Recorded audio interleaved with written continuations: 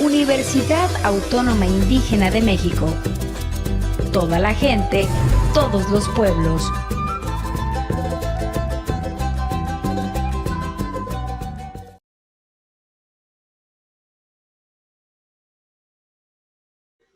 Hola, ¿qué tal? Muy buenas noches, ¿cómo estamos? Hola, buenas noches. Qué gusto saludar. Hola, buenas noches. Hola, hola, buenas noches. Buenas noches. Buenas noches, Blanca. Buenas noches. Hola, Nancy, buenas noches. Yo tengo problemas con mi cámara, la voy a tener que tener apagada.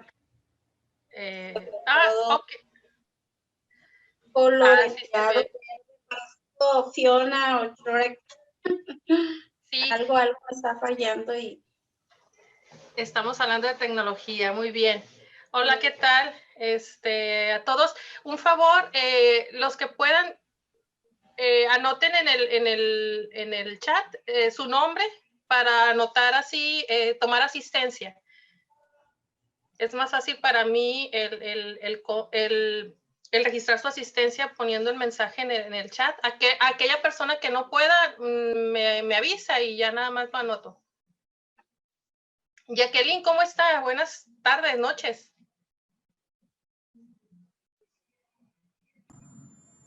Hola, buenas noches a todos. Estaba hablando y mi micrófono está apagado.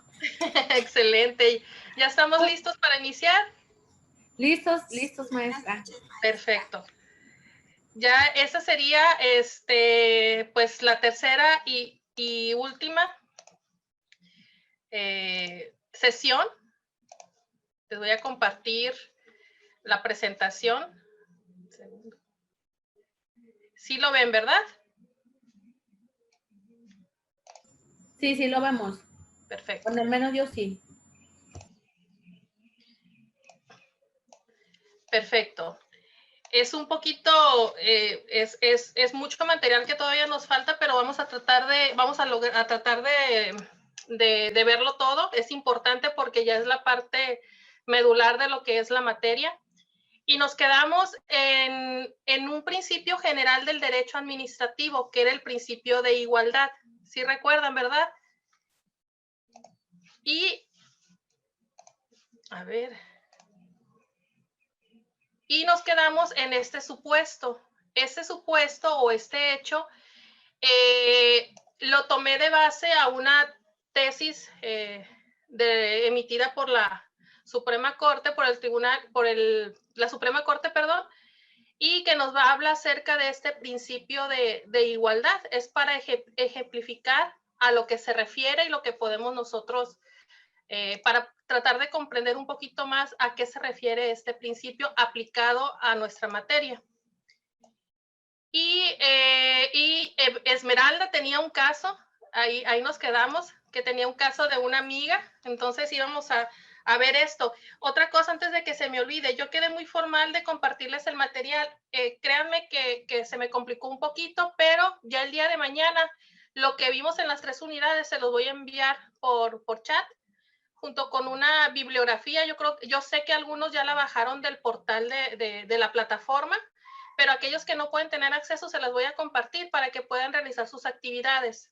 Sí, vamos a poner fecha límite para entrega, para yo estar en posibilidades de poder calificar y subir ya sus resultados, a pasar los resultados allá a la universidad. Volviendo a la... Solamente para comentarle algo rápido. Mande, Enrique. A mí no me abrió las bibliografías y me apoyó un material que tenía de la universidad en la que estuve anteriormente. Ajá. Entonces usé esa información para hacer los trabajos porque las bibliografías no me las abría.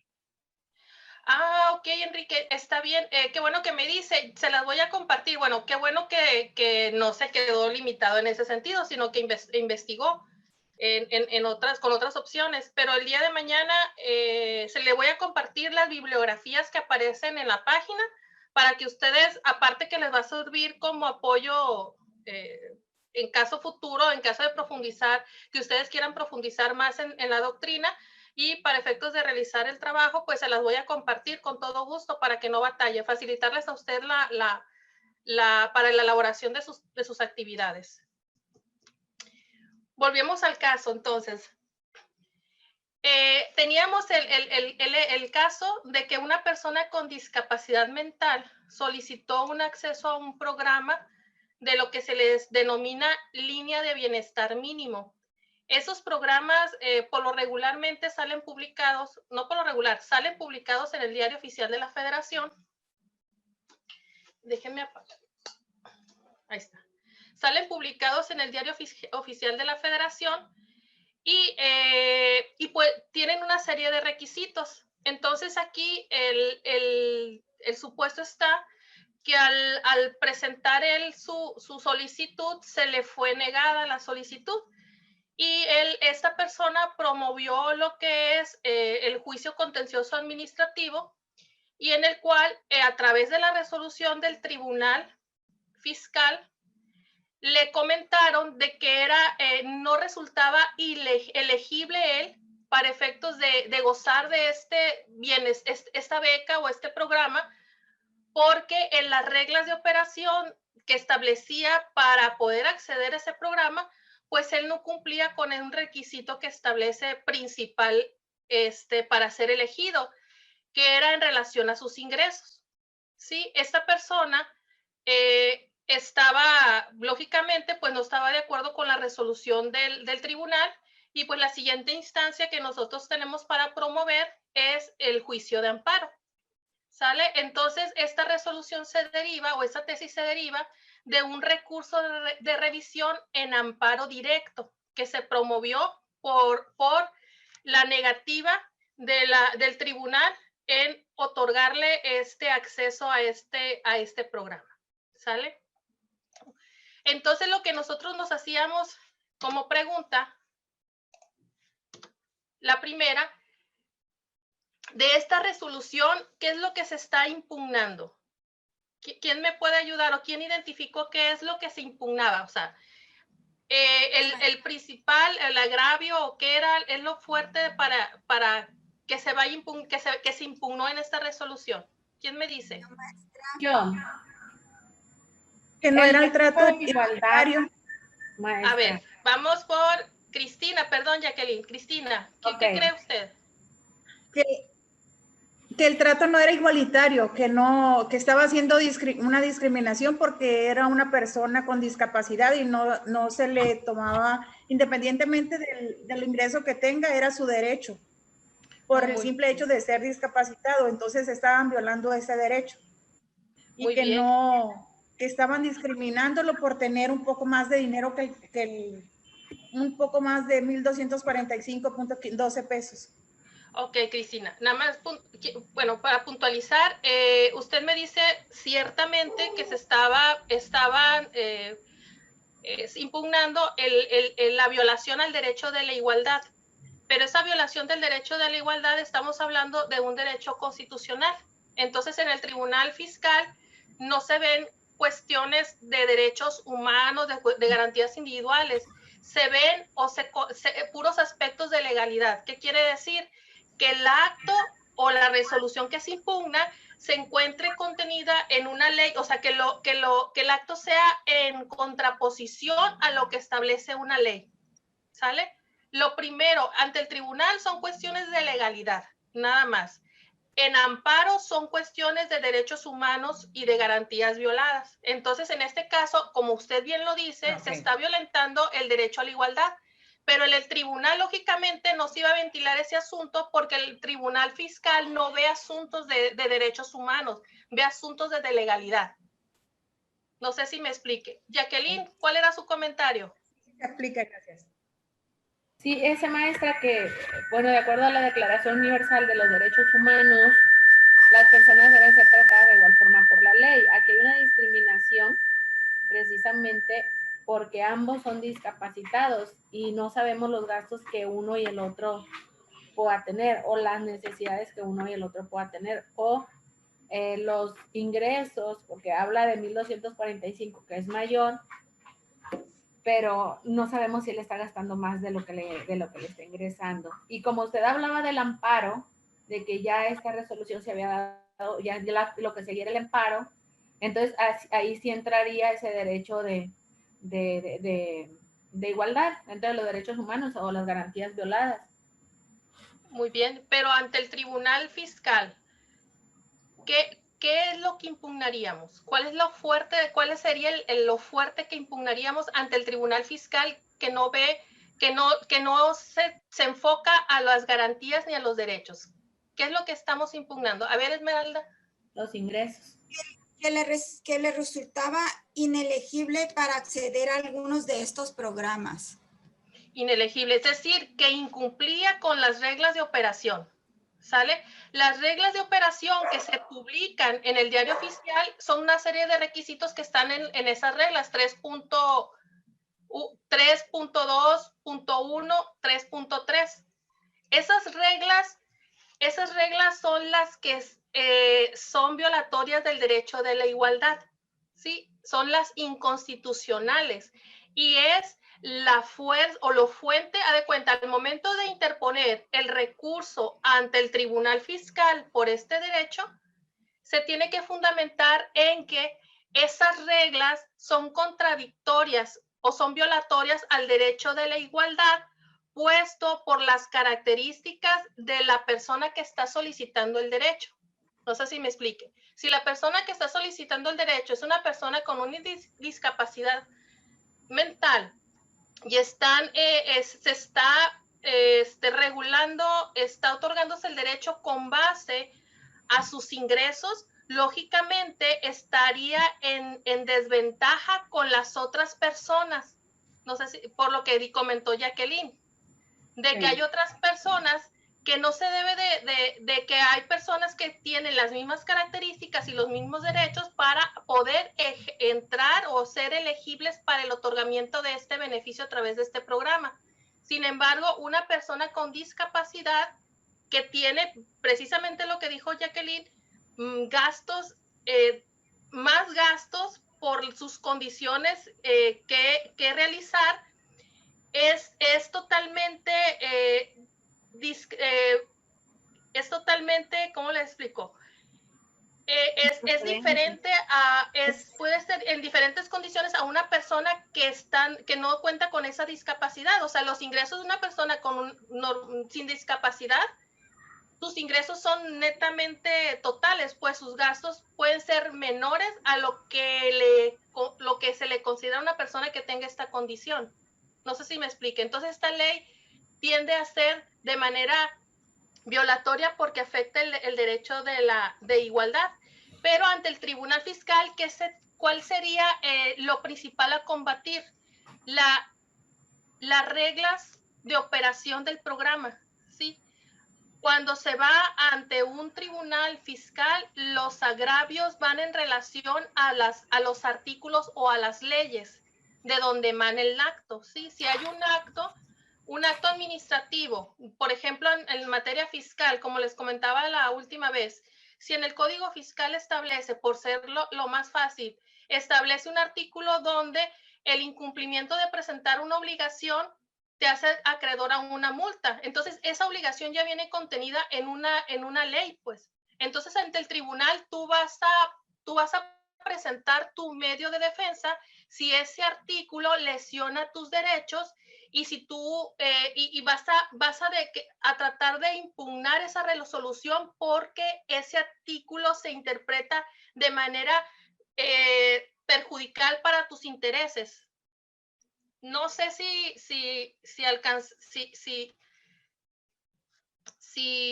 los enredé o si me expliqué con esa parte. Sí, maestra, sí, está claro. Sí, está claro. Aquí, por ejemplo, otro caso bueno, yo estoy viendo otro caso donde la persona, donde no se le quiere otorgar un apoyo en la Secretaría de Bienestar, se le está negando el apoyo a un programa, a un beneficio, a una persona con discapacidad, pero esta no es por el ingreso, sino por la edad.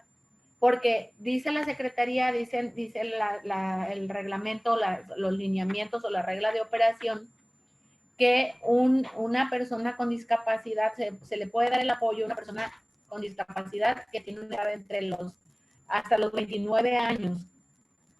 Sí. Que me parece como media ilógica la regla, porque regularmente el niño que tiene discapacidad, yo creo que en el mayor porcentaje habría que hacer una investigación e irnos a los porcentajes, las matemáticas, regularmente tienen a sus padres cuando están en una edad menor. Y cuando fallece el padre, o sea, cuando ya la persona con discapacidad ya no tiene a los padres que velen por su bienestar, se les está negando ese derecho. Ahí procedería. ¿Mande, Esmeralda? Te voy a interrumpir. Lo que pasa es que, mira, yo conozco estos programas porque yo tengo una hija con discapacidad, ¿no? Entonces, el programa es relativamente nuevo, no es que se les esté negando, sino que ahorita solamente se han registrado hasta esa edad. Quedaron en abrir una segunda etapa para las siguientes personas, cosa que no se ha hecho. Eso es lo que yo tengo de conocimiento sobre los programas. Tal vez por la cuestión de la pandemia o lo que sea, no haya continuado la segunda etapa, pero no es que no se los vayan a otorgar. O sea, sí están ahí en espera de que el programa se amplíe hasta las edades más mayores. Ahí difiero con usted, compañera, difiero con lo que dice, porque si no se les está otorgando, entonces se les está negando. Si no están entrando dentro de un programa, dentro de la reglamentación, o de las reglas de operación de ese programa, pues se les está negando el beneficio de ese programa. Entonces sí se les está negando, ¿sí? Okay. Porque no entran dentro de esa regla de operación y no se los están otorgando. Podrán dárselo o podrán, tal vez tengan en el proyecto, pero ahorita de momento se les está negando, porque yo investigué por una persona que mi hermana ha visto últimamente, un señor que tiene discapacidad, que es mayor de edad, y pasaba por ahí y dije, bueno, voy a llegar a investigar, y me están diciendo que hasta los 29 años, entonces le están negando a esa persona el programa. ¿Qué mayor de edad es? Porque si es arriba de 65 no se les otorgan 2 programas, y el programa de 65 y más se les da a todos los mayores de edad. Bueno, pero estamos hablando de un lapso de tiempo de una edad a cierta edad, que es de los 29 o de los 30 a los 64 años, sí que son bastantes años que el adulto mayor con discapacidad requiere de apoyo, se les está negando, o sea, no está considerado dentro del programa. Entonces, y aún dentro del programa se los están quitando. Ya estando dentro del programa se los están quitando. Entonces ya ves, entonces se les da con más razón para que podamos poner nosotros que estamos en formación y que debemos hacer, me imagino, una tesis y al final son temas que podemos dar, o sea, personas a las que les podemos dar voz. Es la triste realidad en nuestro país, que pues, se supone, ¿no?, que el dinero se supone que es para eso, ¿no?, para apoyar a las personas, para ayudar y todo. ¿Qué pasa? Cambio de gobierno y quieren tirar a la basura. Yo lo he vivido en carne propia con las familias donde yo trabajo. Yo soy maestra y soy directora en una escuela primaria.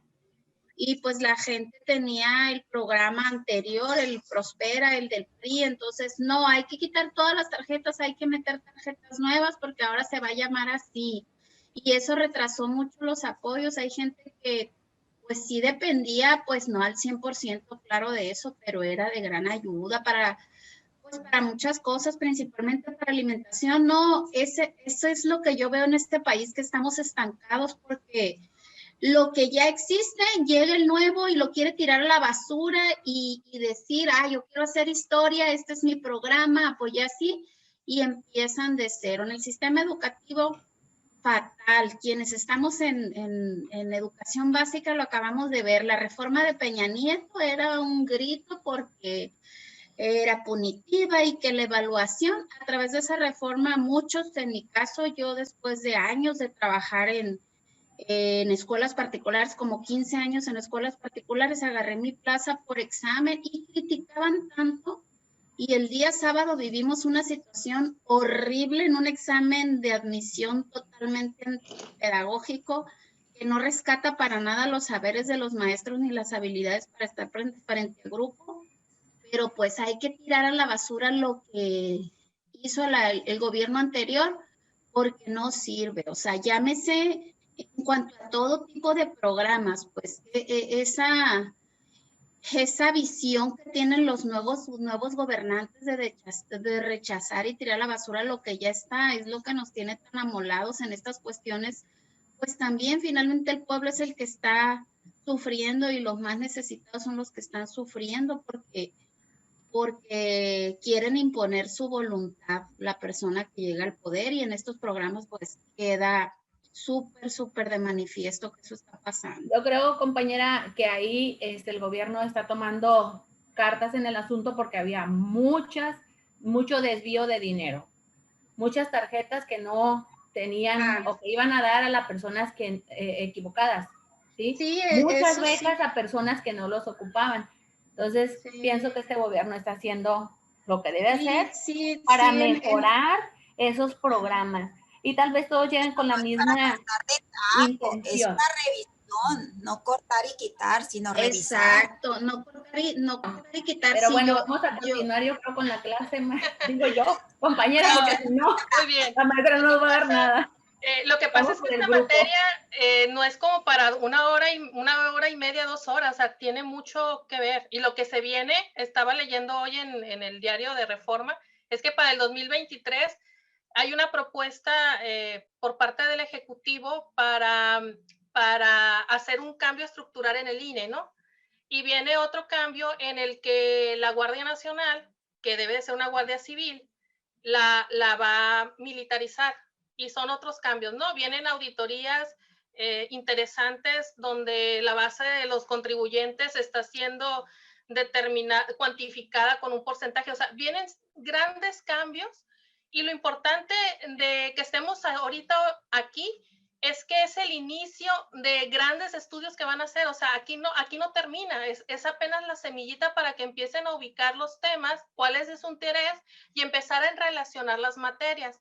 Como bien dice Jacqueline, Blanca y Esmeralda, el tema es más, ahorita el tema de los derechos humanos, el principio por persona y todo lo que ustedes están diciendo de las personas vulnerables, bueno, en este caso que tienen alguna discapacidad o que están desprotegidos por la ley, pues el principio y los derechos humanos de la Corte Internacional, y donde lo quieran ver ustedes o analizar, pues están siendo protegidos.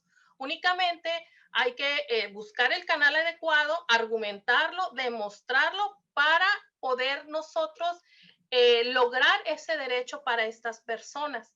Aquí el objetivo es que a través de, a través de un decreto o de un acuerdo que emita cualquier autoridad administrativa, pues uno lo que tiene que hacer es revisarlo para efectos de que si ese acuerdo, si tiene competencia esa autoridad para emitirlo, cuáles son las reglas, cuáles son las disposiciones que establecen, y si dentro de alguna disposición existe alguna violación, algún derecho humano, pues hay que hacer el procedimiento como tal para poder ser beneficiado de tal derecho, ¿no?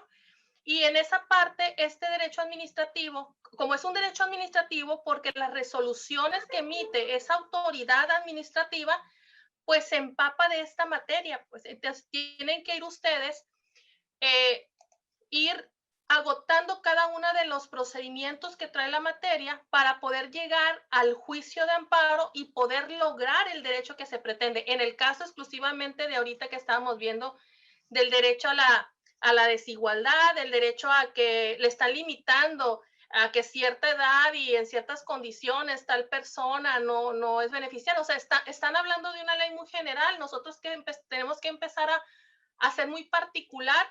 Y como ese acuerdo y ese reglamento sí tiene un perjuicio de manera particular a una persona determinada, pues él tiene todo derecho de ejercer de hacer lo que tenga que hacer para poder ser beneficiado de ese derecho en este caso, ¿no? Enrique estaba levantando la mano hace un ratito.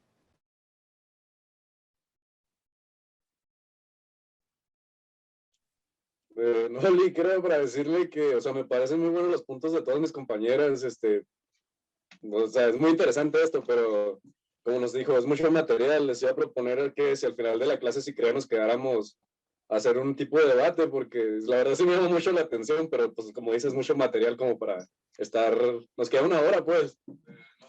Sí, muy bien, Enrique, así vamos a ir avanzando entonces. Y ciertamente Jacqueline se hizo la tarea, se investigó esa parte de la sentencia y sí, o sea, la parte medular de este derecho de igualdad es que se estaba evaluando únicamente el requisito del ingreso de esta persona.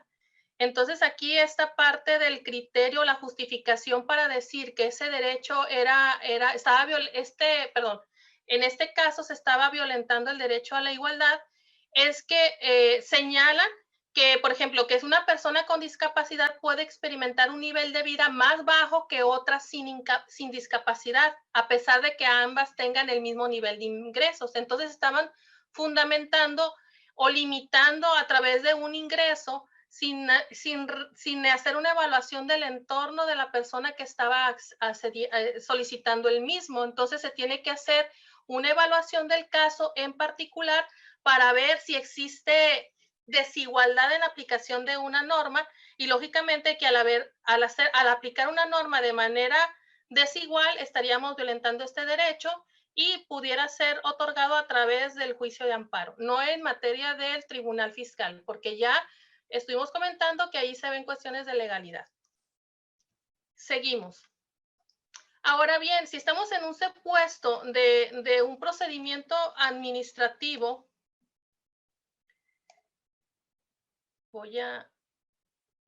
déjenme nada más aquí. Estuvimos comentando que la ley en materia, pues es la Ley Federal de Procedimiento Administrativo. Esta ley en su artículo 1 establece que es aplicable a la actuación del particular ante la administración pública. En este caso, si aquellos secretarías o dependencias que integran la administración pública emite un acto, un acto, entonces sería aplicable la Ley Federal de Procedimiento Administrativo.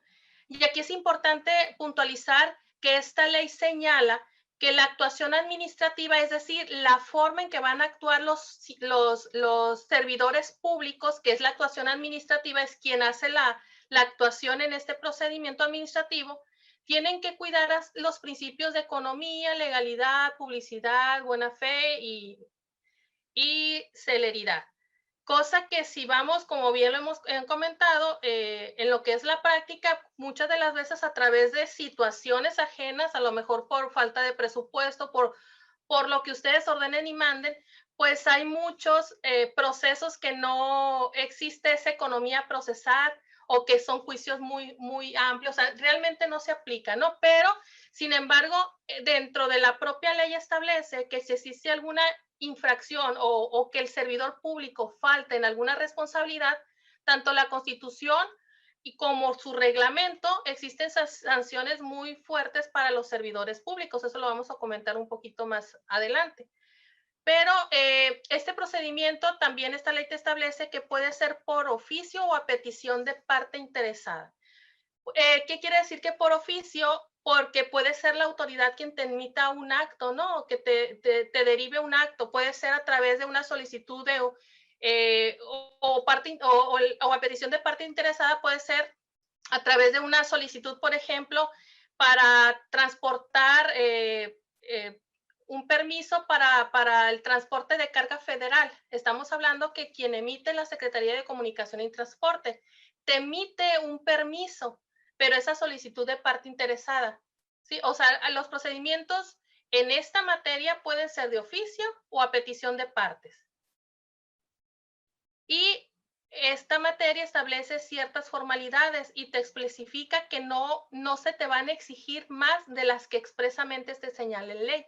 Pero existen algunas áreas en las que te establece la ley ciertos requisitos, pero ya de manera en ventanilla, pues ya te empiezan a solicitar otro tipo de cosas, ¿no? Entonces, por lo regular, no muchas de las ocasiones no se aplican necesariamente a lo que establece esta parte, ¿no? Sino que te piden documentación excesiva en algunos casos, pero pues aquí es importante y aparte nosotros debemos de tomar decisiones en ese momento si queremos dar continuidad al trámite, si lo podemos subsanar, o ya nosotros como abogados pues nos fundamentamos nuestro actuar en este artículo 1 en el que expresamente señala que si en la ley establecen ciertas formalidades o requisitos para poder iniciar o presentar hacer un acto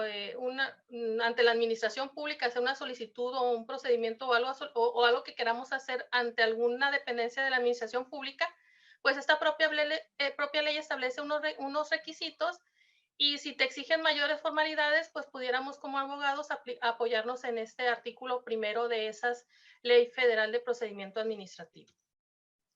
¿Cuáles son esos requisitos?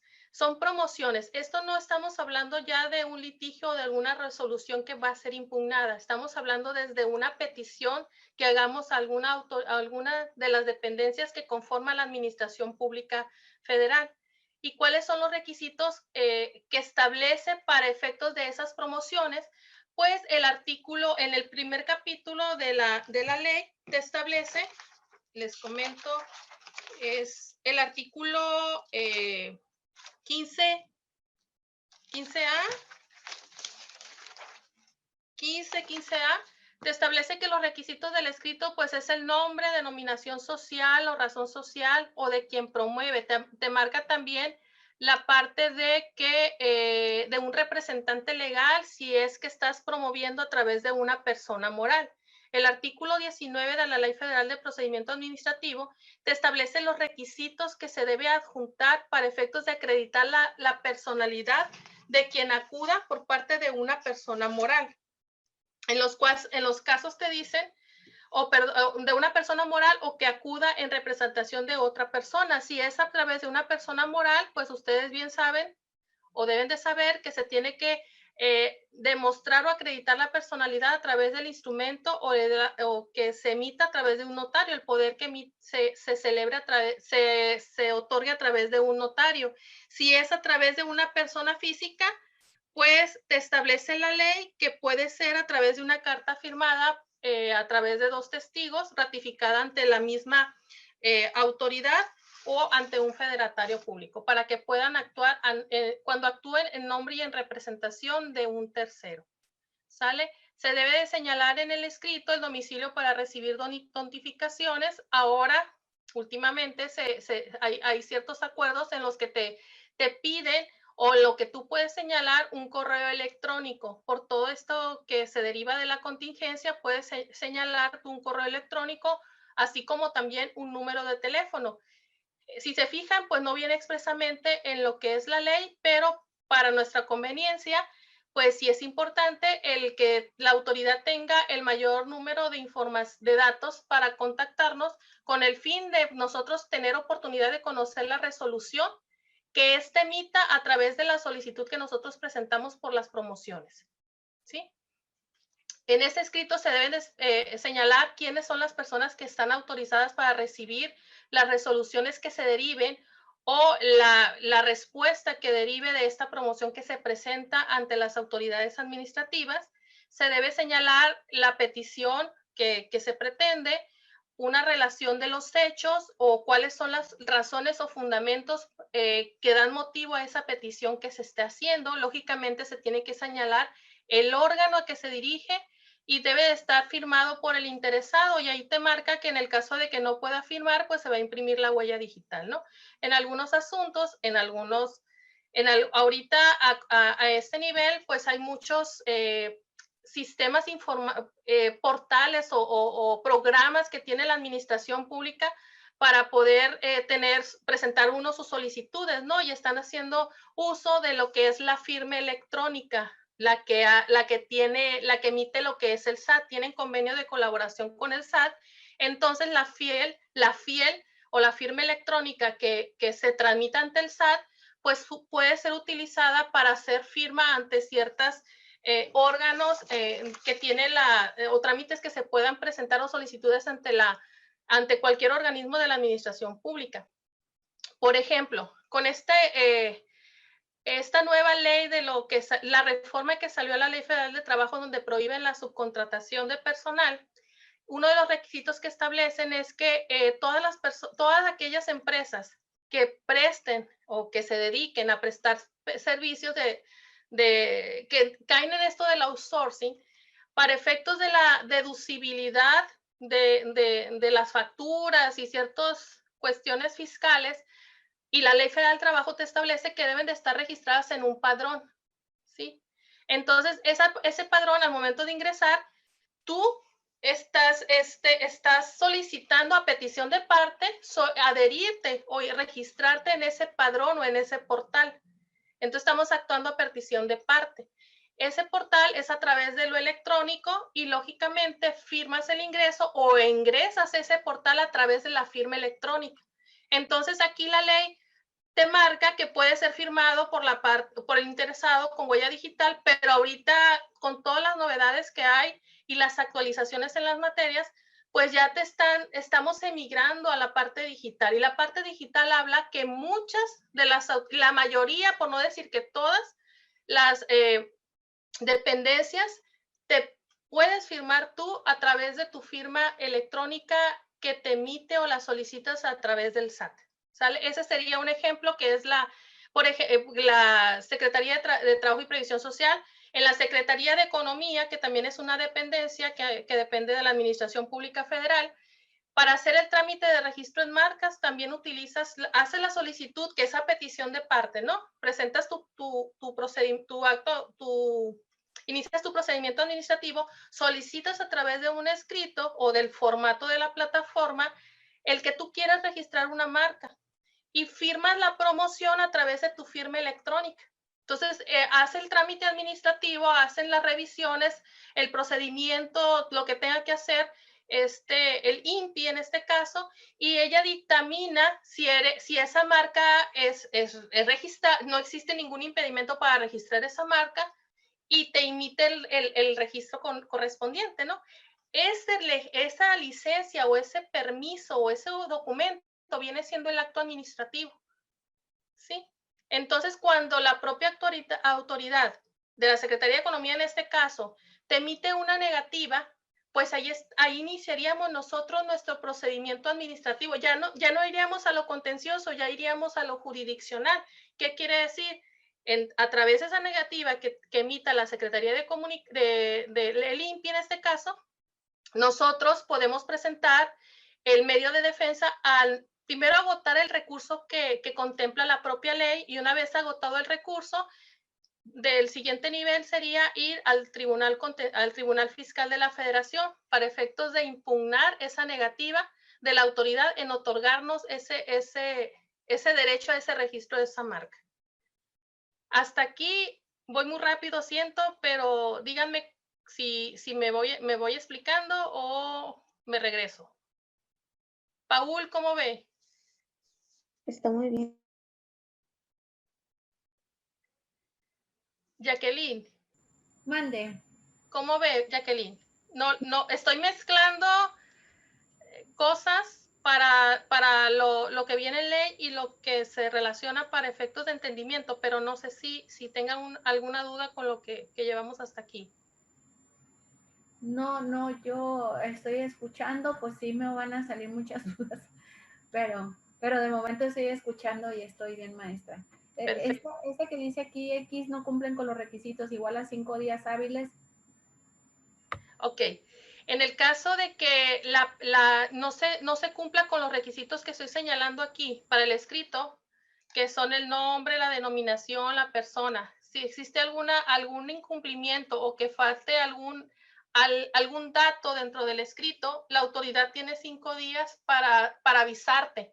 ¿Sabes qué? Hey, no cumples con tal requisito, subsáname.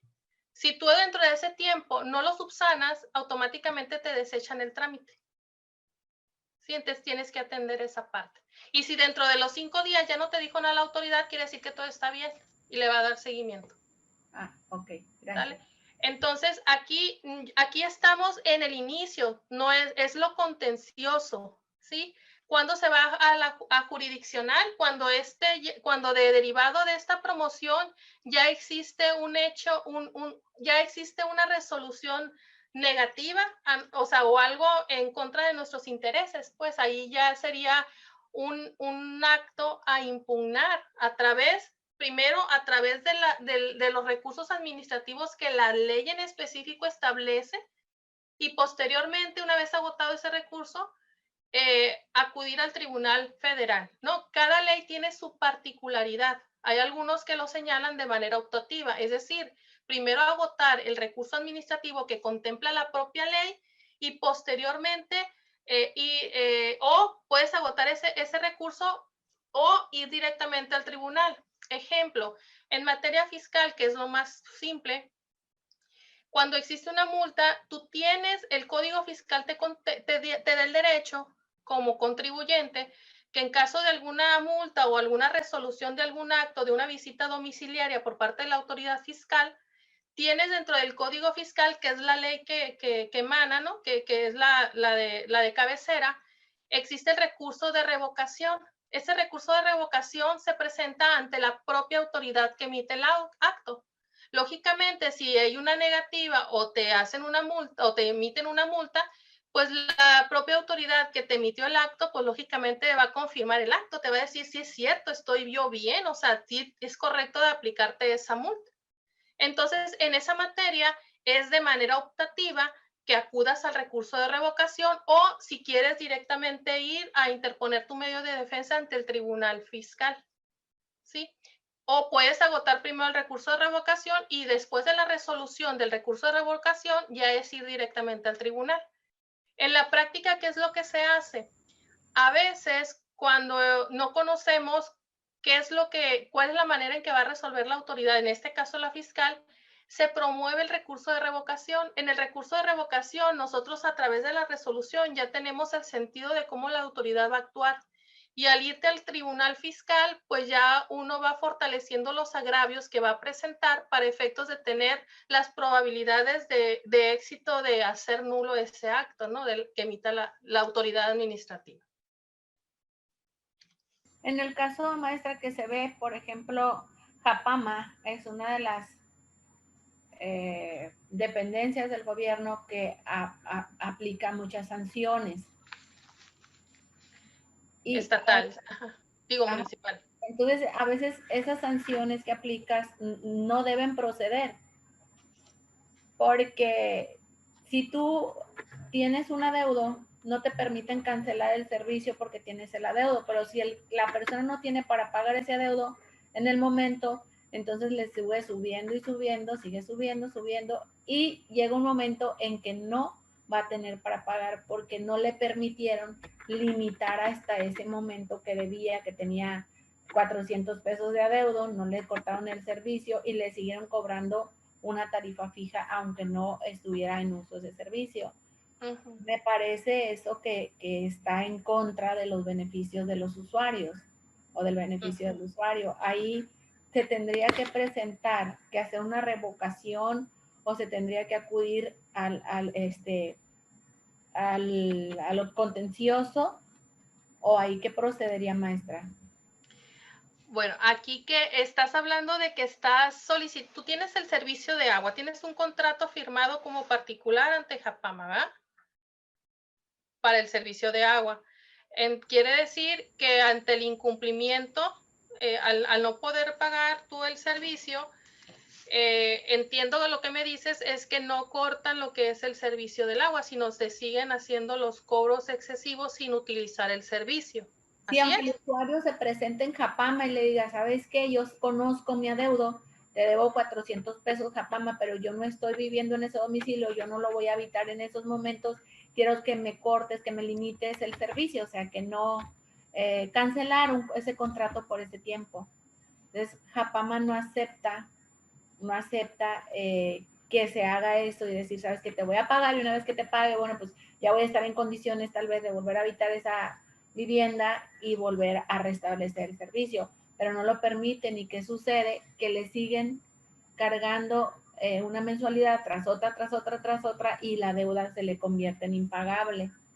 Muy bien, aquí lo que se tiene que hacer es primero, nosotros tenemos que partir de una resolución. No puedes ir a una instancia de manera verbal a decir que estás en esa afectación, sino tiene que haber acreditado la negación de un derecho o la irregularidad a través de un documento.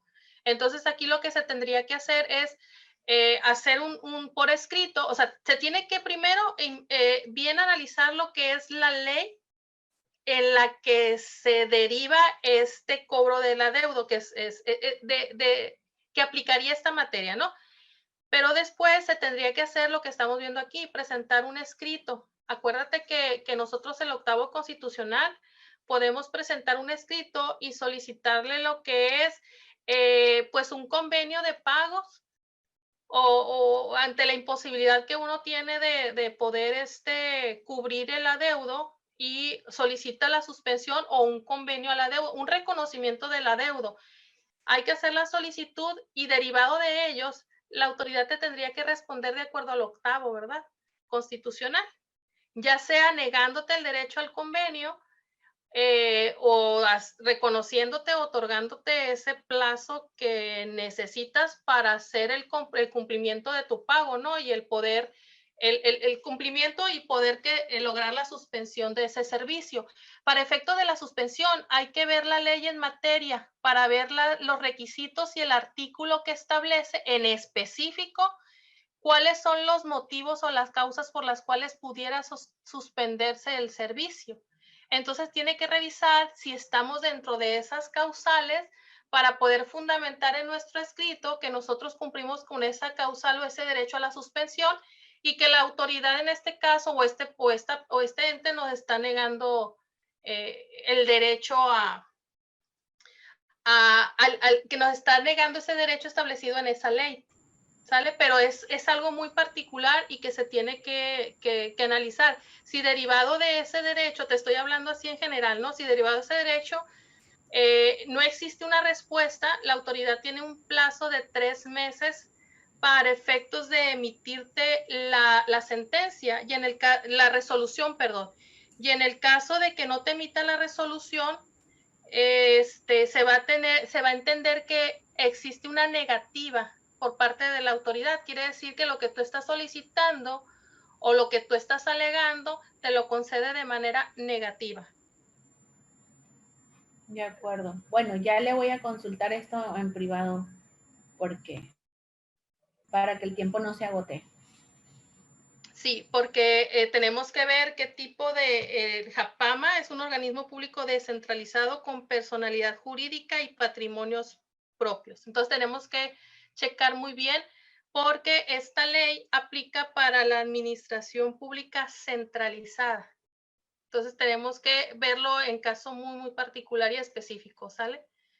Pero cuando se trate de actos así, volviendo al punto, de aquellos que les competa, esta ley es aplicable y el derecho administrativo, pero sí, perdón, Jacqueline, sí sería cualquier controversia que existe entre la administración pública del Estado municipal, le compete el Tribunal Contencioso Administrativo, que se le conoce normalmente, ¿no? Ah, ok. Sí, maestra, gracias. Muy bien, entonces aquí tienes 3 meses para que la autoridad te lo conteste. Si no te contesta en ese plazo, pues se entiende que, como les comentaba ahorita, que la resolución se emitió en sentido negativo, ¿sale? Nada más, existen algunas leyes en las que sí especifica el que si no te contesta o ante la ausencia o el silencio de la autoridad, pues se entiende que está contestando en positivo, pues que se le llama positiva ficta o en este caso es negativa ficta. ¿Sale? Cuando estamos en este supuesto de una negativa ficta que no conocemos cuál es el acto o de qué se trata, pues si estamos solicitando algo y la autoridad nos niega, pero no conocemos las razones por las cuales está emitiendo esa negativa, nosotros tenemos derecho de ir directamente al tribunal fiscal para efectos de decirle a la autoridad, te voy a promover porque presenté esta solicitud, lógicamente debe estar sellada y recibida por la autoridad en la cual nosotros estamos haciendo esa promoción. Y, dado que tengo tanto tiempo en la cual presenté y hasta ahorita no he recibido ninguna noticia, ninguna resolución al respecto, por lo tanto solicito que demando a la autoridad que se haya presentado que me dé la respuesta. En el tribunal, al momento de contestar la demanda, esta autoridad le va a manifestar por qué le negó ese derecho, ¿sale? A esta persona, o por qué no contestó, poniéndolo así de manera general. y al momento en el que esta autoridad haga de conocimiento los por qué no te contestó o por qué resolvió de esa manera, en ese momento tú puedes hacer una ampliación de tu demanda, porque como no conoces cuáles son los agravios o cuáles son la situación o qué es lo que está lesionando, pues presentas tú la ampliación de tu demanda, ¿no? Pero aquí no por el hecho, el punto es que no por el hecho de que la autoridad no te esté contestando, no quiere decir que tú ya no quiere decir que tú no puedes hacer nada, simplemente para que quede bien claro que es el sentido en ese tipo de procedimientos es que la autoridad te está emitiendo una resolución en negativo, una negativa FIT. Bueno, esto es lo que ya le... Ahora, avanzando un poco, bueno, viene en el punto de la unidad número 1, las ramas especializadas del derecho administrativo.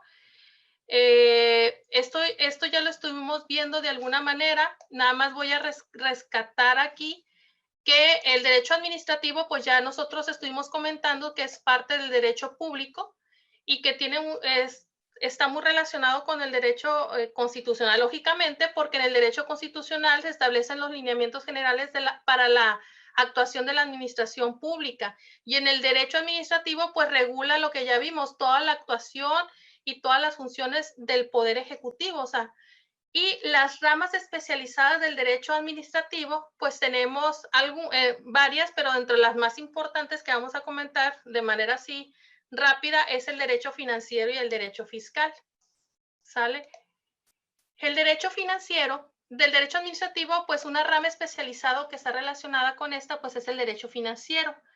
El derecho financiero regula lo que es el establecimiento de tributos, la gestión o manejo de los bienes patrimoniales, la obtención de diversas clases de recursos y la erogación de los recursos para el gasto público. Es decir, en el derecho financiero, pues se regula la forma en que van a establecer los tributos. ¿Los tributos para qué son? Son para obtener los ingresos que ya estuvimos comentando para satisfacer las necesidades de la sociedad, ¿no? Y también regula la parte de cómo se van a gastar, es decir, el presupuesto de egresos. Entonces aquí están involucrados tanto el derecho tributario como el derecho fiscal y el derecho presupuestario. Y van a decir ustedes, bueno, ¿qué no se supone que el derecho tributario y el derecho fiscal pues suenan exactamente, es lo mismo? Pero sí existe una pequeña diferencia. En el derecho fiscal, pues este regula el establecimiento de las contribuciones, impuestos, aportaciones de seguridad social, contribuciones de mejoras y todos los ingresos que corresponda a recibir el Estado, cualquiera que sea su origen. Y el establecimiento de los productos es el que ve establecimiento, es cómo, de la forma en el que se van a establecer dichos impuestos, es decir, cómo van a nacer, cómo se va a hacer su cumplimiento, cuáles son los procedimientos, cuáles son las sanciones, cuáles son las violaciones en general, o sea, todo lo que conlleva al tributo. Entonces, hasta aquí es lo que nos quedaría como la unidad 1 y ya ahora sí, vamos a lo que es el acto administrativo. Nada más haciendo referencia y resumen de lo que hemos visto, nuestra Constitución en el artículo 90 establece que la administración pública será centralizada y paraestatal. Y va a haber una ley orgánica, que eso ya lo comentamos, que existe la ley orgánica de la Administración Pública Federal, igual en todos los niveles de gobierno, ¿no? En esa ley orgánica se van a distribuir todos los negocios o las funciones de la parte administrativa de la federación, y va a definir, dice, las bases generales para crear entidades paraestatales y cómo va a intervenir el Ejecutivo Federal en su operación. De alguna manera, ya lo estuvimos comentando en las sesiones anteriores, pero si se fijan, la base fundamental de toda esa estructura viene de nuestra Carta Magna, el artículo 90 constitucional. Entonces, ya nada más retomando para efectos de llegar al acto administrativo, la administración pública federal, como bien lo establece la Constitución, pues tiene una ley orgánica, y en esa ley orgánica, en su artículo primero, pues ya define qué se debe entender o qué integra la administración pública centralizada y qué integra la administración pública paraestatal. Y aquí les muestro en la pantalla cuáles son, cómo se integran, ¿no? Entonces, en la Ley Federal de Procedimiento Administrativo, que es la que estamos comentando el día de hoy, que tiene relación con la materia de derecho administrativo, señala en su artículo primero que esta ley se aplicará a los actos, procedimientos y la resolución que se emita por parte de la Administración Pública Federal Centralizada. ¿Y quiénes integran la Administración Pública Federal Centralizada? Pues ahí la ley orgánica nos dice quién la integra, ¿no? Y que son las secretarías de Estado, la Consejería Jurídica, los órganos reguladores coordinadores de materia energética, y son las que integran esta parte. Entonces, esta ley pues se aplica directamente a estas dependencias que integran la Administración Pública Centralizada. ¿Y cuáles son esas secretarías? Pues el artículo 26, pues ahí nos enumera cuáles son las secretarías. Entonces, ¿qué se traduce?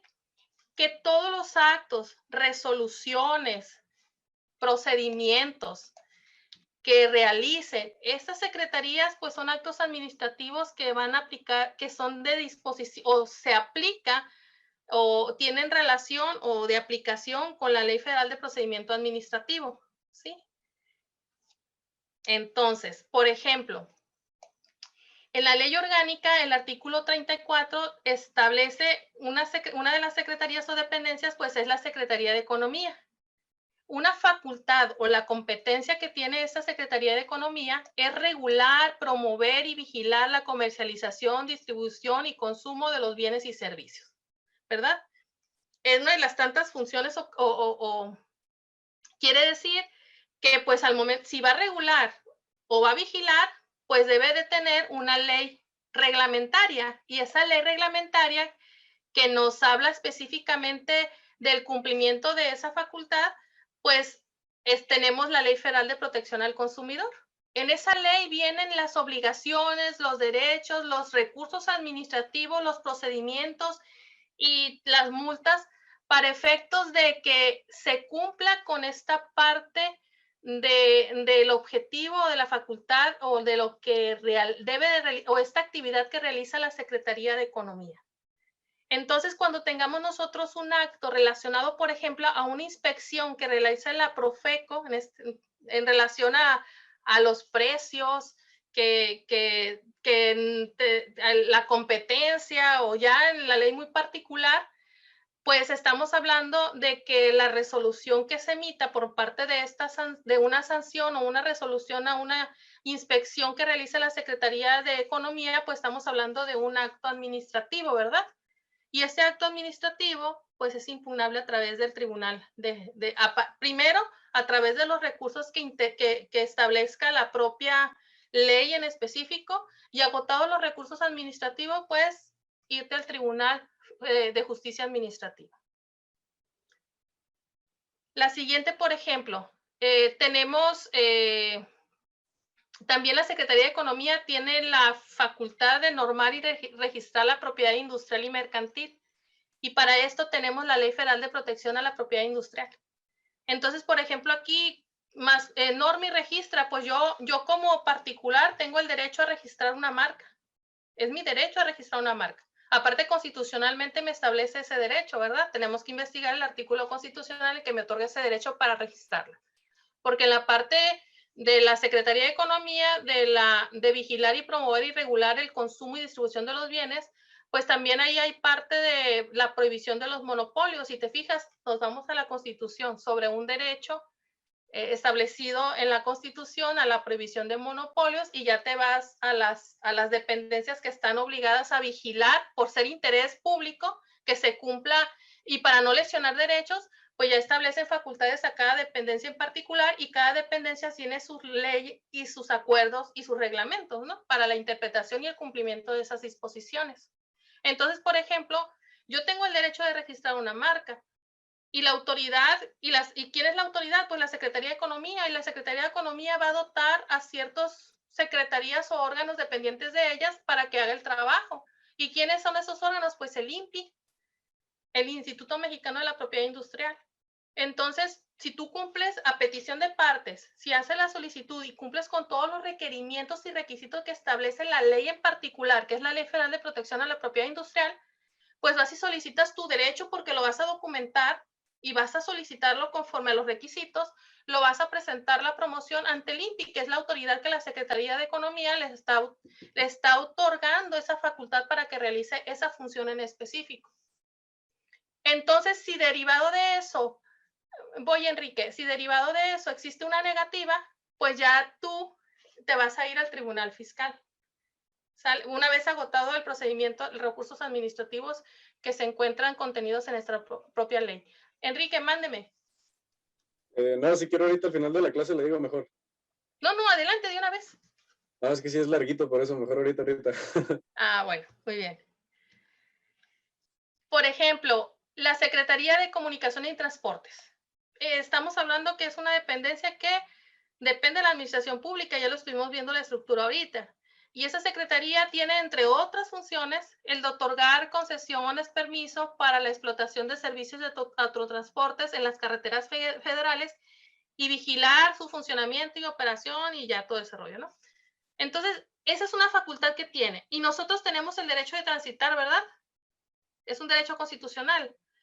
Pero para poder transitar y para poder ejercer ese derecho, pues dependiendo de lo que queramos llevar acá, o sea, si es tipo de transporte, pues para efectos de cuidar lo que son las carreteras, pues tienen ciertos requisitos que cumplir determinado transporte. Por eso existe esta ley, la Ley de Caminos y Puentes y Autotransportes Federal. Y por eso la Secretaría de Comunicación y Transporte, pues tiene varios órganos que dependen de ellas, pues para efectos de ver la cuestión de los ferrocarriles, de los aeropuertos, de las carreteras y etc. De cada uno de ellos, pues se emite un acto administrativo por alguna petición que se haga. Por ejemplo, en transporte federal, si yo tengo un camión y quiero dedicarme a hacer fletes, pero para hacer fletes voy a transitar por una carretera federal y una carretera federal necesita un permiso especial para transportar. Entonces, si yo me voy a la ley especial y veo que cumplo con los requisitos y hago la solicitud, lógicamente la Secretaría de Comunicación y Transporte, por haber cumplido con los requisitos, me debe otorgar esa licencia federal para conducir ese vehículo.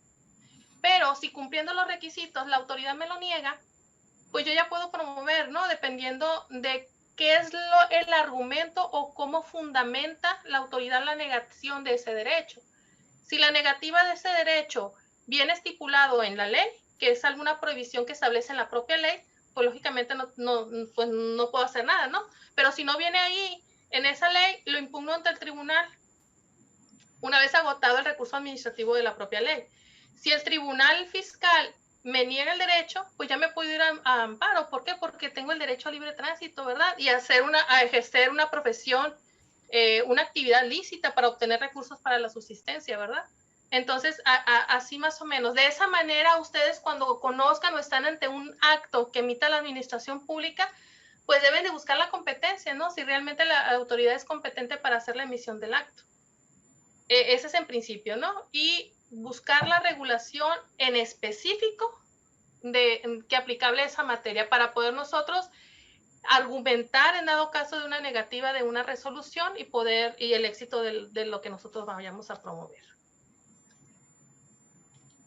Me voy a ir por el tiempo a esta parte. Vamos a ir directamente a los actos. ¿Sale? Tenemos actos jurídicos que realiza. Son dos tipos de actos jurídicos que realiza la administración pública. Administración pública, estamos hablando de todas las secretarías que vimos ahorita, ¿no? Para no volver a comentarlo así. Y los actos contractuales, pues con la administración pública, a veces los particulares celebran contratos de obra pública, ¿no? Es un acto que se realiza, un acto jurídico que realiza un particular con la administración pública. También existen actos unilaterales de la administración. Estos actos unilaterales que pueden ser a través, es la manifestación de manera unilateral, lógicamente, que hace la administración sobre algo, ¿no? Y estos actos unilaterales son dos, los individuales y los generales. Los generales son lo que hace la autoridad a través del publicado de reglamentos, decretos, acuerdos, porque la ley en sí pasa por un proceso legislativo, ¿no? Y el reglamento viene siendo la interpretación que hace el Ejecutivo en dado caso, o ciertas dependencias, o los acuerdos a lo que dice la ley. Es la interpretación para que tengamos una mejor aplicación de lo mismo. Entonces, ese acto unilateral, que es un reglamento, pues es un acto de manera general, porque no va hacia un particular, sino va a aplicación en general, ¿no? A la colectividad. Entonces, aquí de ahí puede emanar un acto de administración. Entonces, es impugnable también. Y de manera individual, pues ya sabemos que es el otorgamiento de un permiso, la imposición de una multa. Entonces, son los actos que se mandan de la administración pública. ¿Pero qué es un acto administrativo? En un acto administrativo, pues es la declaración unilateral de la voluntad externa, concreta y ejecutiva. ¿Por qué es unilateral? Porque le emite la administración pública, ¿no? A través de unas de las dependencias. Es emanada de la administración pública en el ejercicio de las facultades que le son conferidas por los ordenamientos jurídicos, es decir, lo que ya les he comentado, que tiene que estar la facultad bien señalada en los ordenamientos jurídicos para poder que la administración pública pueda emitir ese acto de manera unilateral. Tiene por objeto ese acto administrativo crear, transmitir, modificar o extinguir una situación jurídica concreta. Ese es el objeto que tiene. Y su finalidad es satisfacer el interés general. ¿Por qué? Porque al momento de emitir el acto administrativo, un ente, pues el objetivo de la administración pública, lo hemos dicho, es satisfacer el interés general. Entonces, esa es la finalidad que tiene. Entonces lo va a emitir con el objeto de transmitir o extinguir alguna situación o crear alguna situación en concreta. Entonces, esas son las características que debe tener. ¿Y cuáles son las características que debe tener un acto administrativo? Pues, ya lo estuvimos viendo. Se emite, como lo vimos, por la administración pública. Este acto administrativo es ejecutivo, es decir, es obligatorio y se puede hacer cumplir a través de coerción. ¿Qué quiere decir? Es ejecutorio. Que puede emanar o de un acto administrativo puede iniciarse un procedimiento administrativo de ejecución. ¿Qué quiere decir? Que si la multa o la sanción derivada de una inspección, por ejemplo, derivada de una inspección o una verificación del cumplimiento de alguna normatividad de alguna ley que está relacionada con la administración pública, existe un procedimiento y una sanción. Esa sanción, lógicamente, se cuantifica en importe, ¿no? Entonces, si en este caso el particular no cumple con el pago de esa sanción en los términos que fue ordenado a través del acto administrativo, lógicamente la autoridad, ¿qué va a hacer? Pues cobrar su dinero, ¿verdad? Y va a iniciar un procedimiento administrativo de ejecución con la persona. Ese procedimiento pues puede ser a través hacerse a través de embargos, puede requerir y pues ya inicia un procedimiento. Por eso es ejecutivo y ejecutorio. Este acto, pues una de las características es que se presume que tiene validez legal.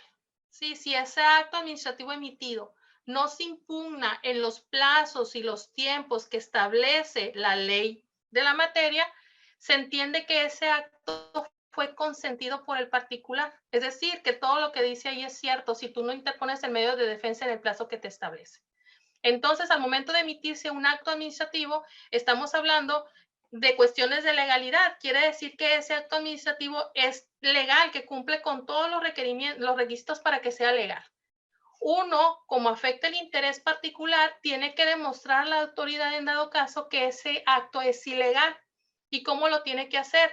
A través de presentar el medio de defensa, a través del recurso administrativo que se establezca en la propia ley o a través del tribunal fiscal. Mande, Yamilet, adelante. Disculpe, maestra, es que, pues, como vimos antes, es la la administración pública no puede emitir un acto que no esté, ¿cómo se dice? Al que no esté expresamente dicho que tiene derecho a emitirlo, ¿sí me explico? Que no tiene competencia para emitirlo. ¿Así? Entonces, si lo emite, si no lo impugnamos en ese tiempo que tenemos para impugnarlo, sí vale, sí se hace obligatorio para todos, aunque no tenga la facultad para emitir la expreso que tiene derecho a emitir ese acto. Ya le entiendo. Si la autoridad administrativa que emite el acto no tiene la facultad o no tiene la potestad o el derecho para emitir ese acto, si usted no lo impugna o dentro de los plazos que te establecen las leyes, por lo regular son 30 días o 15 días, dependiendo, ¿no? Automáticamente a través de la no impugnación nosotros estamos reconociendo esa facultad, estamos diciendo, pues es que todo está legal y sí te reconozco, aunque no tengas la autorización por la ley para emitir ese acto, como no lo impugnaste, lo confirmas y reconoces la calidad, la autoridad de la facultad que tiene esa autoridad. Todo lo que dice el acto se torna de legal y cierto. Si no se impugna. Entonces, sí se hace válido, aunque no sea competente la autoridad. Se hace válido, parte ese acto administrativo de una presunción de validez. Se supone que la administración pública, pues deben de cuidar que todos sus actos deben de emitirse cuidando los principios de legalidad, de seguridad, de todos los principios, ¿no? Del debido proceso, todos esos principios los debe de cuidar. Se supone que durante la emisión pues lo protegió y los cuidó, ¿no? Porque es su obligación constitucional. Y que se aplicó a la normatividad que establece la ley donde emana el acto. Entonces quiere decir que ese acto, pues para la autoridad es legal. Él te lo va a emitir, es cierto.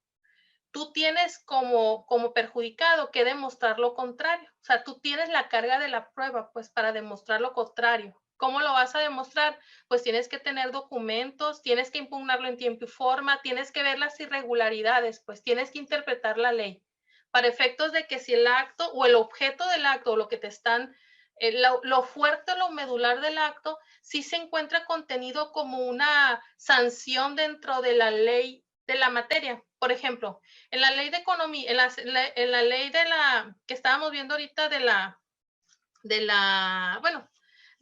Secretaría de Economía, de la Profeco. En esa ley, por ejemplo, si viene una sanción y viene una multa, se supone que ya está pública las obligaciones y derechos que tú tienes, y dentro de las obligaciones ya es público porque se publicó en el Diario Oficial de la Federación que tiene ciertas obligaciones y que al incumplir esas obligaciones te hace acreedor a una multa. Entonces se supone que la autoridad te está emitiendo un acto administrativo con relación a un documento, a una ley que ya fue pública, ya la socializó, ya la consentimos nosotros porque ya no la impugnamos en su tiempo. Entonces todos los actos que se deriven pues ya son legales. Entonces tendríamos que demostrarle nosotros como abogado que se encuentra contraviniendo disposiciones o que son ilegales para poder alegar que ese acto es nulo, pues, y poderlo quitarle sus efectos en el tribunal, o sea, que te quiten ese acto, que se quiten los efectos, que sea nulo ese acto. Y ya con todo eso, con documentación, se puede hacer la impugnación del acto, pero tiene que ser dentro del tiempo estipulado o puede ser después de. No, tiene que ser dentro del tiempo estipulado. Antes lo que se usaba mucho es que alegaban la forma, es decir, la notificación. No sé si yo creo que más de uno han encontrado que te decían, oye, si eres contador y te llega el auditor, un auditor del SAT y si tú estás presente, pues que no sea así, o sea, di que no estás para que te dejen el citatorio y luego regreses y puedas tú presentar las declaraciones. Un ejemplo, no por la materia fiscal. Y ahorita la mayoría de los actos, incluso el laboral, están haciendo las notificaciones, están haciendo esa parte de que sea obligatorio las notificaciones a través de buzones tributarios. No sé, en la materia laboral así es, o sea, puedes asignar un buzón tributario, un correo electrónico. Entonces, la notificación, antes alegaban a través de, antes podías tú ganar un poquito el hecho de que no lo impugnases en los tiempos porque tú no fuiste notificado, pues que no te notificaron el acto, pero cada ley en particular establece las formas. Hay algunos que sí te dicen textualmente que debe de ser personal, pero hay algunas leyes que ya te dan la obligación de que sea a través de los medios electrónicos. Es dependiendo de la materia, es como nosotros tenemos que actuar.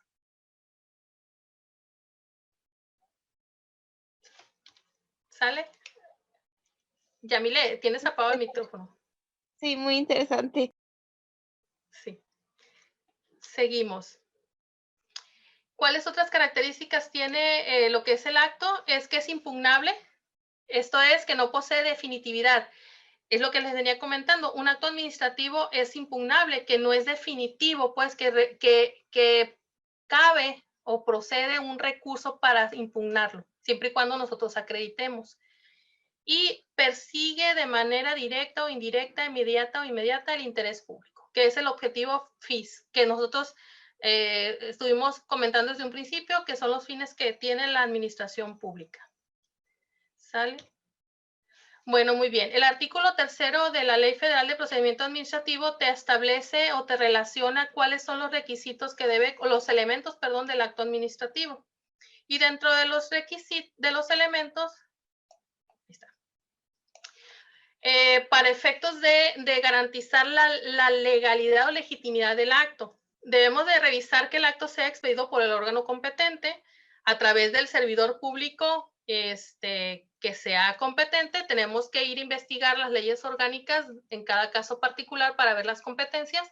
El acto en sí debe tener un objeto, es decir, debe tener, establecerse las circunstancias de modo, tiempo y lugar. O sea, tiene que establecer, por ejemplo, en materia fiscal te dice el acto administrativo, el objeto es revisar la documentación contable de enero a diciembre del 2020. Es decir, si me dijera el acto administrativo, revisar la información contable y no me da un tiempo, pues imagínese, ese no está, tiene que tener una determinación, porque si no te deja en estado en inseguridad jurídica porque no sabes qué periodo va a abarcar la revisión que te vayan a hacer. Entonces tiene que estar bien determinado qué es lo que van a hacer, de lo que se trata el acto. Tiene que haber un situar modo, tiempo y lugar, ¿no? El objeto. Y cumplir, el acto tiene que cumplir con la finalidad del interés público, constar por escrito y confirmar autógrafo de la autoridad que lo expida. Como les comenté ahorita están firmando a través de la firma electrónica. Se puede validar el documento en el portal del SAT, a ver si está emitido, el funcionario su firma está emitida, pues está a validar la firma electrónica. Si se fija, están relacionados mucho con las autoridades fiscales. Estar fundado y motivado, señalar el lugar y fecha de emisión, y en el caso de que sean recurribles, es decir, que se puede interponer un medio de defensa, en el acto administrativo te tiene que señalar cuáles son los plazos y cuál es el medio de defensa que puedes interponer. ¿Sale? Cuando se tratan de actos administrativos, deben de hacerte mención ahí del expediente administrativo del que emana el acto. Es decir, cuando estás ante una autoridad administrativa, la autoridad administrativa abre un expediente administrativo donde te va solicitando información y te va recaudando tus datos, ¿no? Ya que ella tiene toda la información, puede emanar un acto administrativo de lo mismo. Entonces, para tú no proporcionarle información que ella ya tiene, pues en el mismo acto te cita cuál es el número de expediente administrativo, cuál es la referencia del expediente administrativo de donde emana ese acto, de donde ella determinó o se argumentó el por qué te está emitiendo ese acto. Entonces, para evitar el que tú proporciones copias certificadas o algún documento o un documento que ya tiene ella, pues ahí, o sea, la ley no te obliga a proporcionarle documentación con la que ya cuente la autoridad, ¿no? Por eso tienen el expediente administrativo y te lo debe de señalar en el acto. ¿Cuáles son los requisitos constitucionales? Que tienen mucho que ver con los principios que estábamos viendo, que es de seguridad, que es legalidad. Y aquí los elementos, perdón, Los requisitos constitucionales del acto administrativo, pues ya lo comentamos, está en el artículo 16 constitucional, el cual establece que nadie puede ser molestado en su persona, domicilio o papeles, sino en virtud de un mandamiento escrito firmado por la autoridad competente que funde y motive la causa legal del procedimiento. Si en el documento no establece los fundamentos o motivo por los cuales se emitió ese acto, por lo tanto, pues estamos contraviniendo al principio de fundamentación y de motivación. Por ejemplo, otro requisito, si el acto administrativo se refiere a que los efectos del acto jurídico se ha emitido ese acto y sus efectos puedan lesionar derechos adquiridos con anterioridad a la emisión del acto, pues estaríamos nosotros dañando el principio de retroactividad, ¿sí? Entonces, tenemos que cuidar eso, ¿no? Que si tenemos un derecho adquirido y nos quieren aplicar una ley posterior a ese derecho, lógicamente estarían violentando ese principio de no retroactividad. El principio de legalidad ya lo estuvimos comentando, y lo importante es la fundamentación y motivación, que es la parte que sustenta el artículo 16 constitucional, y ante la omisión de estas dos palabritas dentro del acto, pues estaríamos violentando un derecho constitucional. Esto ya lo comentamos acerca de la eficacia del acto. Dice que será válido hasta en tanto su invalidez no ha sido declarada por la autoridad administrativa o jurisdiccional. ¿Qué quiere decir? La autoridad administrativa es lo que les comentaba, que las leyes, cada una de la ley en particular establece los recursos administrativos. Si dentro de ese acto administrativo se emitió una resolución o una manifestación de la autoridad en ese acto, y no se impugnó, pues lógicamente se está consintiendo. Entonces, esa fue una declaración de validez por parte de la autoridad administrativa. Si se presenta el recurso de revocación y la autoridad administrativa lo declara inválido, tenemos una resolución por mientras la autoridad no haga ese señalamiento, pues el acto administrativo va a ser válido hasta que la autoridad administrativa lo declare inválido. O en el caso jurisdiccional, hasta que el Tribunal Fiscal Federal lo declare inválido. Por mientras no existe esa declaración, el acto administrativo va a ser totalmente válido. Y otra será eficaz y exigible cuando surta efecto legalmente su notificación. Cada ley en materia trae los requisitos y señala expresamente cuándo surta efecto la notificación y cuáles son los requisitos para hacer esa debida notificación. Entonces, si emite un acto, pero la resolución no te ha sido notificada, pues el acto no va a ser eficaz y no va a ser exigible. Va a ser exigible hasta que te sea legalmente notificado. Si ese acto no está legalmente notificada, pues te están contraviniendo contra ti tu derecho al debido proceso, ¿verdad? O al derecho de audiencia, porque si al momento de no tener conocimiento de esa situación, pues lógicamente no puedes alegar o no puedes alegar, ¿no? Y están contraviniendo al debido proceso, porque dentro del debido proceso te tienen que dar el derecho a hacer las manifestaciones que tú tengas que hacer contra cualquier resolución que te señale una autoridad. Bien, esto ya lo vimos. Ya lo estuvimos viendo, que es ejecutivo y es obligatorio y tiene la presunción de validez. La extinción del acto.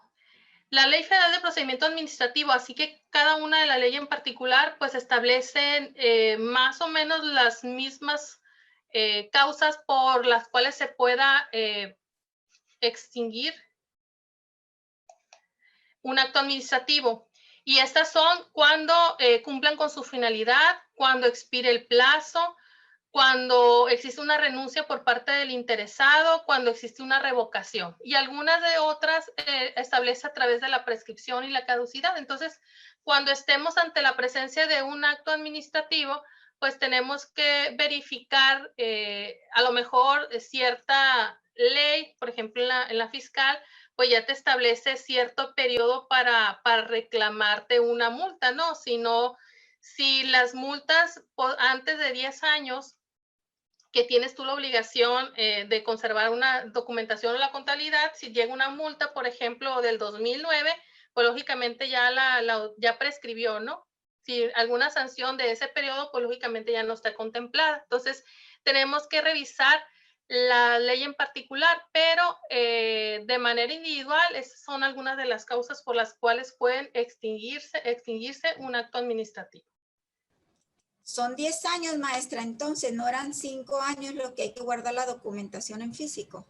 Ok, si tú eres contribuyente son 5. Si no eres contribuyente son 10. Pero ahorita, como si estás aplicando pérdidas fiscales y hay unas situaciones muy particulares, ya te obligan a tener una contabilidad por mayor tiempo. En cuestiones de la ley antilavado son 10 años. Entonces, porque la ley antilavado, que es aplicación administrativa, no se confunde mucho porque cree que uno aplica los mismos tiempos que establecen las autoridades fiscales. Pero como es una ley administrativa y se tiene relación o de manera supletoria, se va al Código de Comercio. El Código de Comercio te establece que los comerciantes tienen la obligación de conservar sus documentos o su contabilidad por un periodo de 10 años. Entonces, para ser conservadores, pues si tienes activos, tienes pérdidas o tienes alguna documentación importante, pues no hay que conservarlas, la documentación. Sí, pero en cuestiones para fiscal, netamente fiscal, contribuyente que paga sus impuestos son 5 años. Pero si viene una autoridad fiscal y te quiere imponer una multa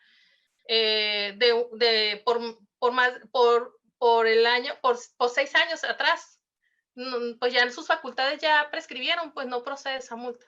Ya no tiene la facultad para poder ejercer ese cobro de esa sanción. Gracias, maestra. Bien, vamos a ver. Vamos a ver, los actos tienen, hay actos irregularidades. Son actos, pueden declararse nulos o inexistentes, ¿no? Ahí establece un capítulo en la propia ley. Pero, por ejemplo, vamos a la parte de competencia. Si el acto es emitido por un órgano incompetente, o sea, que no tiene competencia lógicamente, pues no debe de producir efecto y resulta totalmente nulo y eficaz. Eso es en cuanto al sujeto. Sí, si nosotros revisamos y si no tiene facultad o competencia, el órgano que lo emite, lógicamente ese acto es nulo o ineficaz. Y eso lo tenemos que hacer valer a través del recurso administrativo correspondiente o a través de la parte jurisdiccional.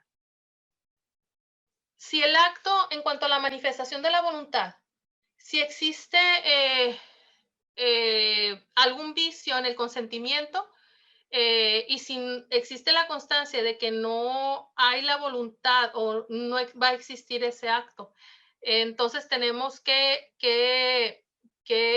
buscar, porque esta es una de las requisitos o de los elementos que tenemos que nosotros revisar para efectos de poder verificar si un acto emitido administrativo puede ser totalmente nulo, ¿no? El objeto. Tenemos de revisar si este no existe o si es ilícito o si es aplicable a las disposiciones que la ley en particular establezca. Si no existe o es ilícito, pues el acto es ineficaz. La forma es notificación, que debe ser por escrito, los requisitos de la forma en sí del acto, ¿no? Que debe ser por escrito, firmado, lo que estuvimos platicando ahorita, ¿no? La forma, no, lo que puede hacer al momento de no cumplir con los requisitos de forma, lo que puede hacer la autoridad es subsanar el acto y volverte a notificar o iniciar el procedimiento. Es decir, si tú alegas o presentas un medio de defensa que el acto no viene firmado, que el acto no me fue notificado, que el acto, por ejemplo, que el acto no señaló lo que es el expediente administrativo, un ejemplo, ¿no? Entonces, lo que hace la autoridad, sí es cierto, estás incumpliendo en unos requisitos de que establece la Ley Federal de Procedimiento Administrativo, pero lo que hace la autoridad es subsanarlo, ¿no? Chicos, y los dos últimos es la que esté debidamente fundado y motivado y buscar que el acto persiga el interés general. De manera ya rápida para terminar, porque son las 10, me dan 5 minutos nada más para terminar.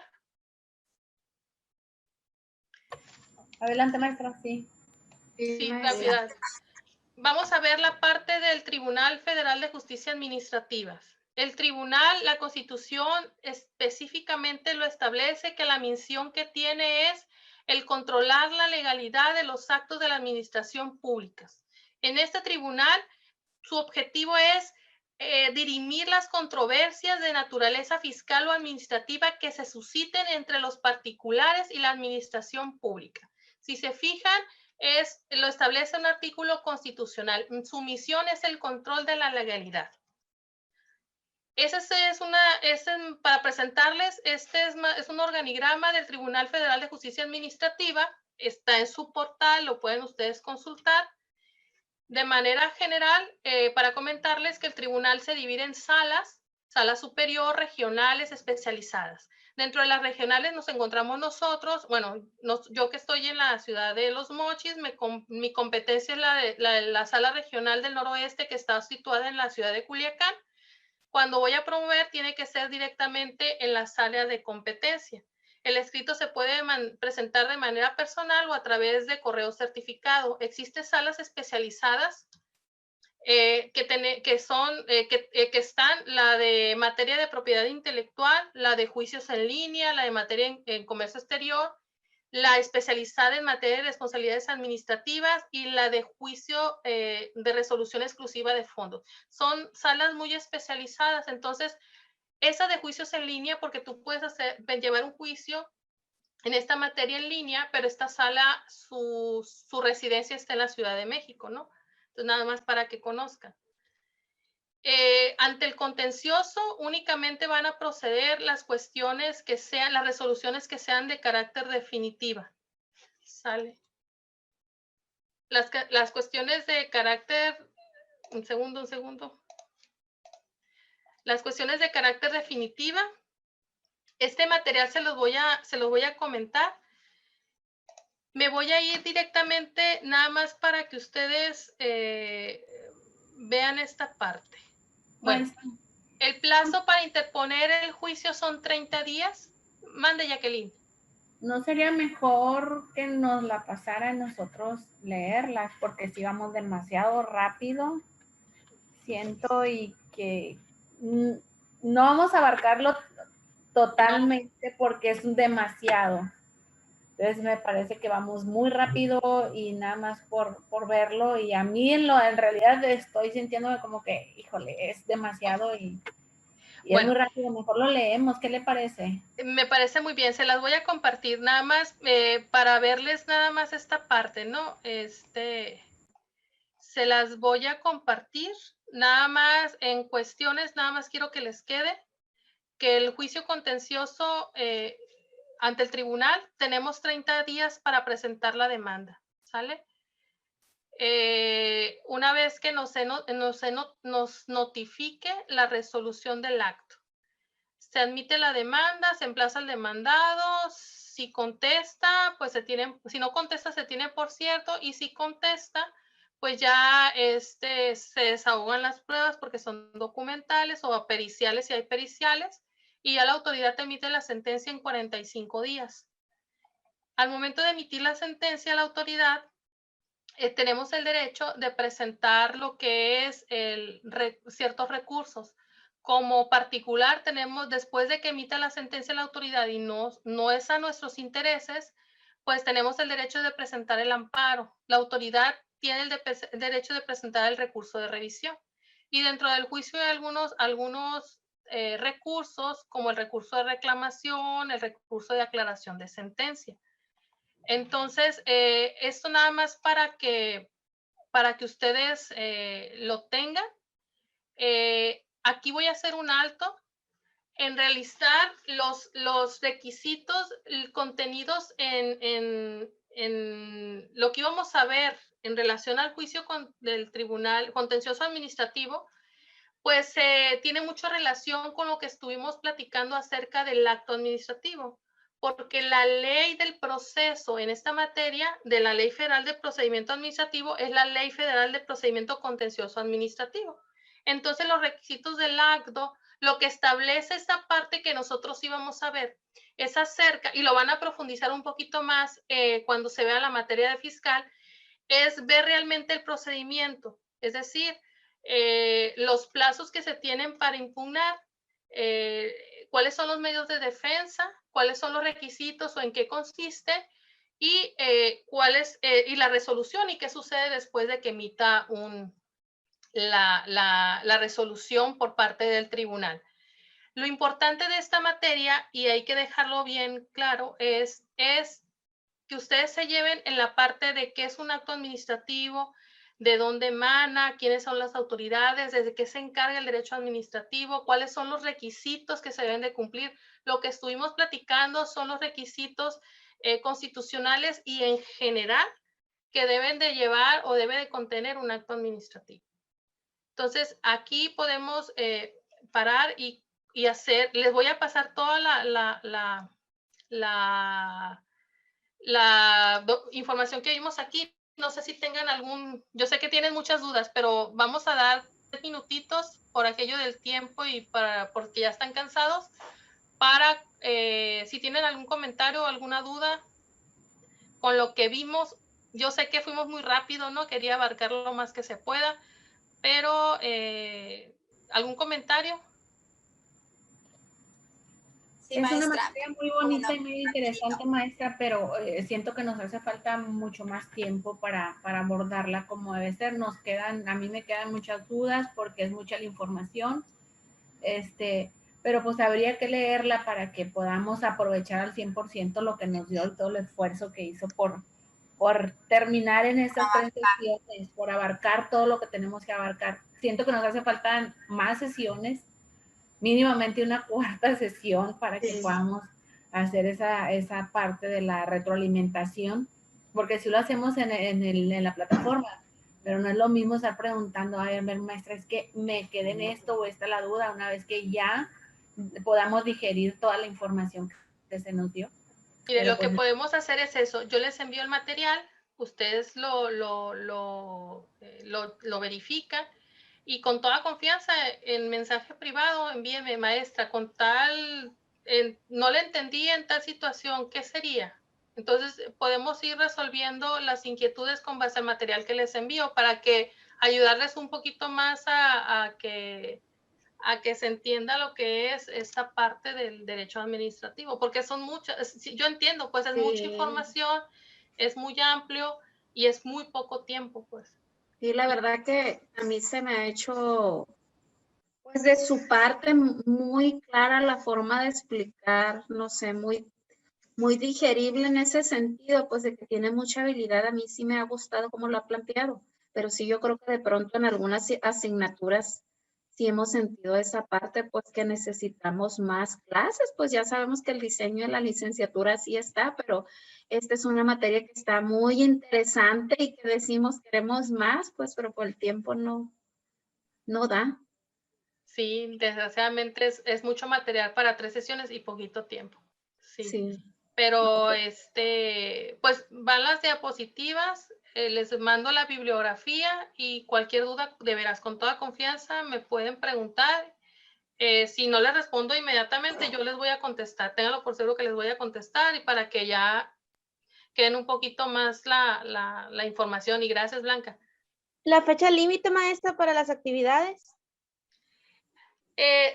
Tengo que verificar cuando me solicitaron las calificaciones. También ese dato se los comparto mañana por el chat para que con oportunidad las puedan subir y ya poder calificarles yo. Pero no traigo ahorita en este momento cuando me dieron a mí de plazo para entregar las calificaciones.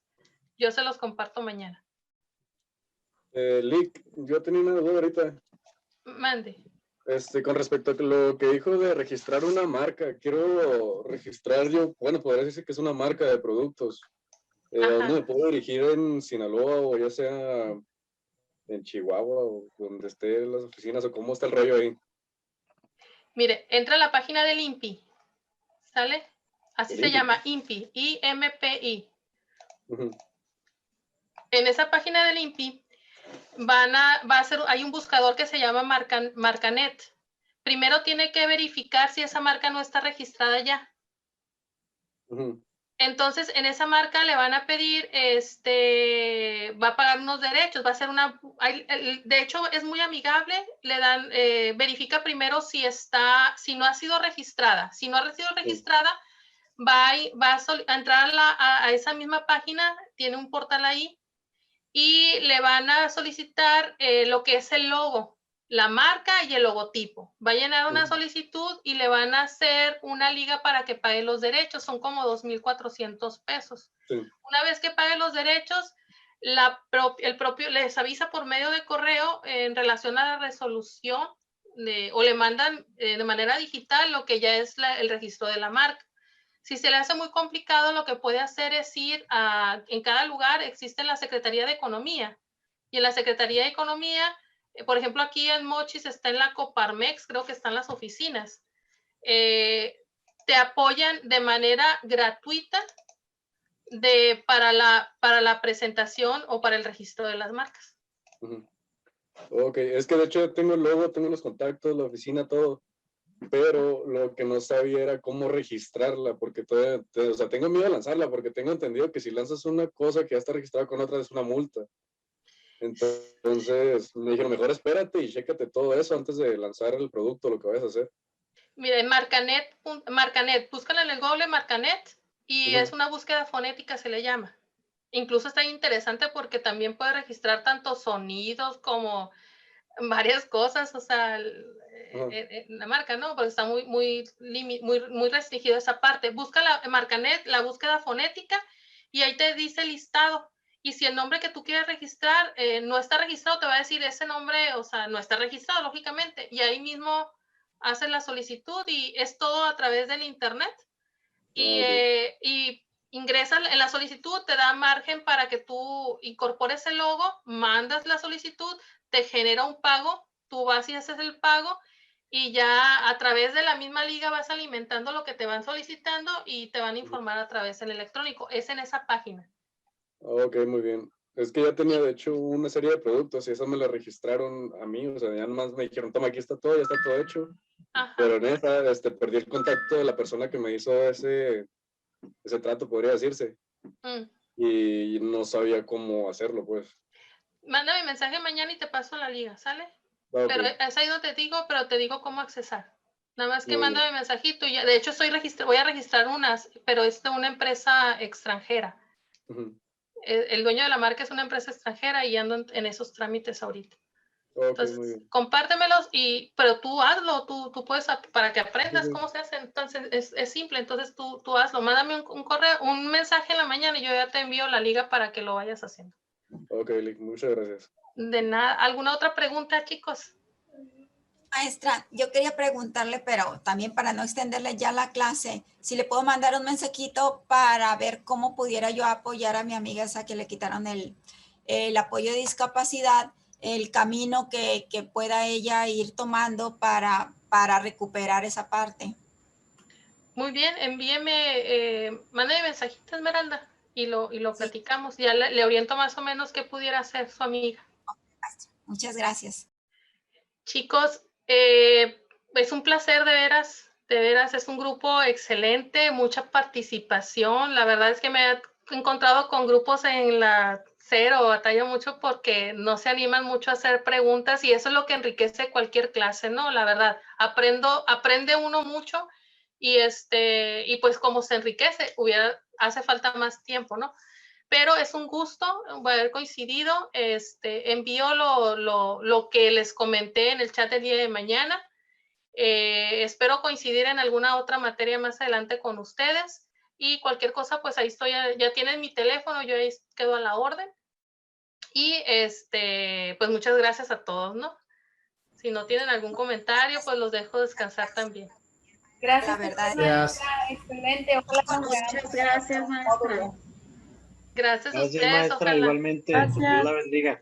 Igualmente, buenas noches. Que descansen. Buenas noches. Igualmente. Hasta luego. Buenas noches. Buenas noches.